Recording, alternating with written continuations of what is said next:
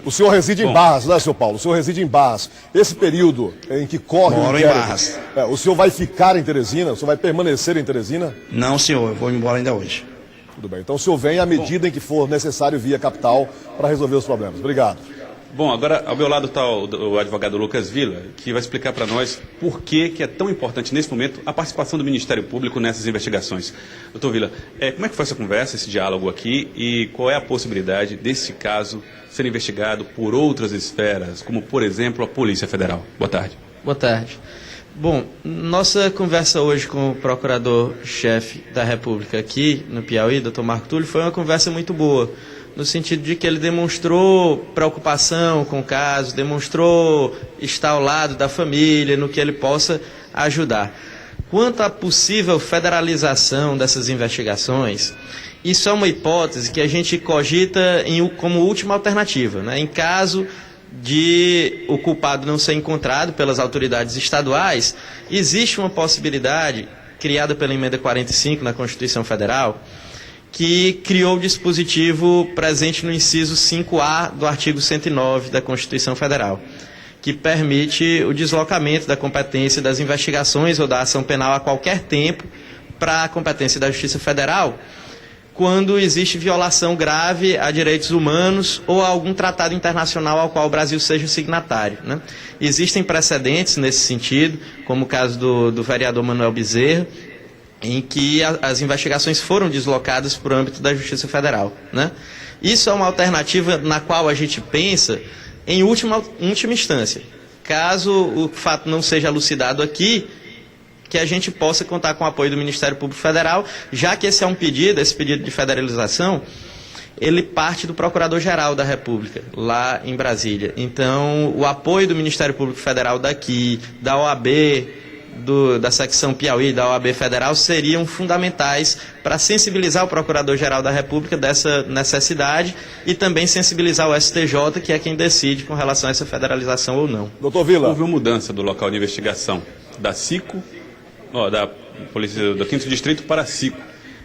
O senhor, como advogado da família de Fernanda Lades, entende que houve uma precipitação, ou esses episódios mostram que a Polícia Civil não tem aí, está tendo dificuldade de encontrar esses acusados? Isso traz alguma insegurança para você?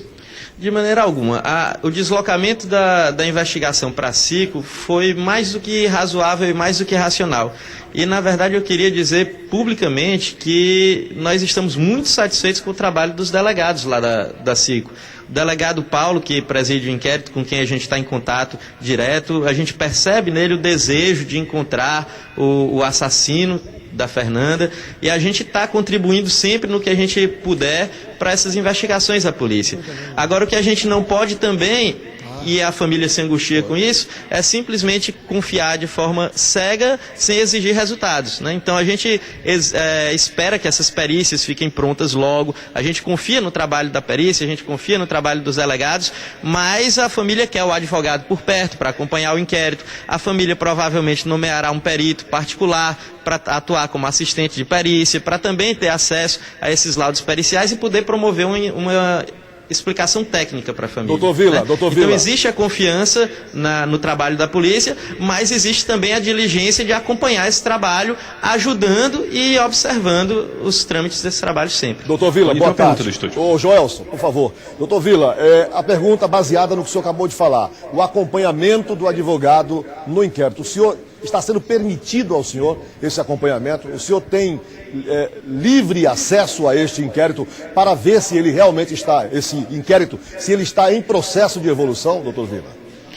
Tony, aquilo que está em curso na SICO, eu tenho tido acesso livremente com o delegado Paulo, a todas as informações, a depoimentos, inclusive com possibilidade de acompanhar determinados depoimentos que pareçam mais interessantes para a família, né?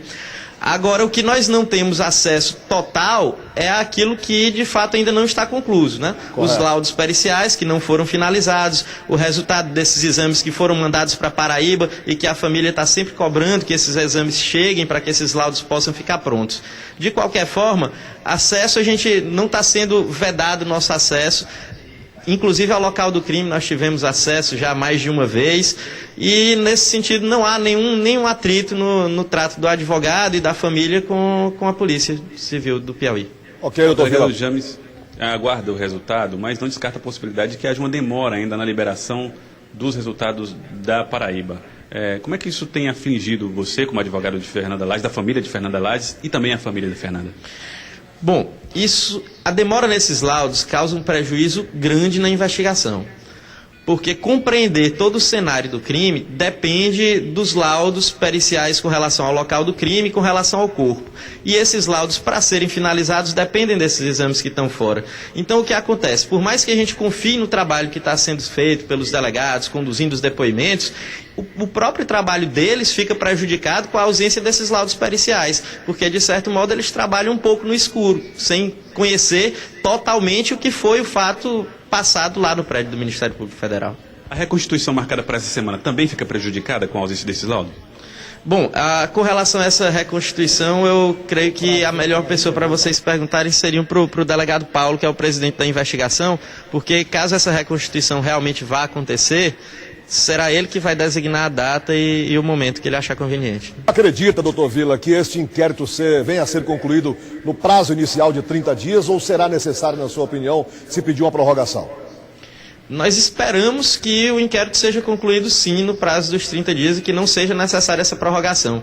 E esperamos também que esse inquérito seja concluído de forma substancial para que, caso o eventual culpado seja encontrado, que ele não se utilize de uma falha processual qualquer, se aproveitando de um inquérito feito às pressas, o que de fato não está ocorrendo. Daí a necessidade de fato de que o trabalho da polícia se dê da forma como está se dando. Parcimonioso, calmo, detalhado, para que a gente tenha um inquérito robusto para trabalhar na acusação desse assassino. O que não se pode admitir é que, passado esse prazo de que dispõe a autoridade policial, esse homicídio não tenha sido solucionado. Agora, a família geralmente encara isso de uma forma um pouco diferente, Tony. Eu estou aqui ao lado do pai, Paulo Lages. Essa demora que o doutor Vila argumenta que é uma demora necessária, uma cautela que a polícia precisa ter. Isso tem angustiado muito vocês, essa demora na resposta? Não, a angústia ela é evidente. A gente fica aí todo dia pensando como é que foi e se maltratando. Então, o apelo realmente hoje da gente vir para dar essa entrevista, falar com vocês, falar com o povo do Piauí, é exatamente essa, para que as autoridades procurem realmente dar solução ao caso, como também de dar sossego à família, entendeu? Então, hoje nós estamos no século XXI, não se admite mais crimes que aconteçam, principalmente contra um abuso, como foi esse contra a Fernanda, minha filha, e que passa impune, havendo tanta impunidade hoje no país que a gente cobra justiça. Está aí os direitos humanos. Então, a lei ela tem que ser aplicada para o pobre, para o rico, para o filho do pobre, para o filho do rico. Não é só para os pequenos, não. O do colarinho branco também tem que pagar. Doutor Paulo, a gente percebe que o senhor tem muita sobriedade, né, nesse momento. Conserva essa sobriedade. Nesse momento, o assassino está solto. O que o senhor diria para ele, caso ele estivesse assistindo essa entrevista? Eu não diria para ele, eu diria para as famílias, principalmente de Teresina, as filhas, os pais que têm filhas, e que preste atenção que ele está por aí, tá certo? Atraindo qualquer. Ontem, há 18 dias foi minha filha, ninguém sabe se já está acontecendo outro, né? Ninguém sabe se esse assassino está conseguindo essas pessoas, essas moças, através de relacionamentos, esses sites de relacionamento que estão trazendo, mas o assassino, ou os assassinos, eles estão aí à solta, que a polícia realmente é quem tem que pegar ele. Você acha que essa distância do senhor e da Fernanda, ela em Teresina, o senhor em Barras, contribui para esse tipo de caso? Não, porque eu falava com minha filha todo santo dia, mas tem a família dela aqui, as tias, do lado da mãe, as tias do lado do pai. Então, a família estava sempre em contato, sempre perto, sempre perto. E todo santo dia eu conversava com minha filha. Bom? Muito obrigado, doutor Paulo Lages, pai de Fernanda. Muito obrigado, doutor Lucas Vila, advogado da família. Portanto, houve essa conversa com o Ministério Público, não está definido ainda que vai ser feito o pedido para que a Polícia Federal faça as investigações e, por enquanto, a Polícia Civil faz a investigação com acompanhamento dos advogados e com a confiança, pelo que nós vimos também, da família de Fernanda Lages e dos advogados também da família de Fernanda. Tony Trindade. Obrigado, Joelson. Obrigado ao senhor Paulo Lages, muito obrigado ao advogado Dr. Lucas Villa e muito obrigado aí à direção, aí à coordenação, à administração do Ministério Público Federal, que permitiu a entrada e a permanência da nossa equipe aí na sede do Ministério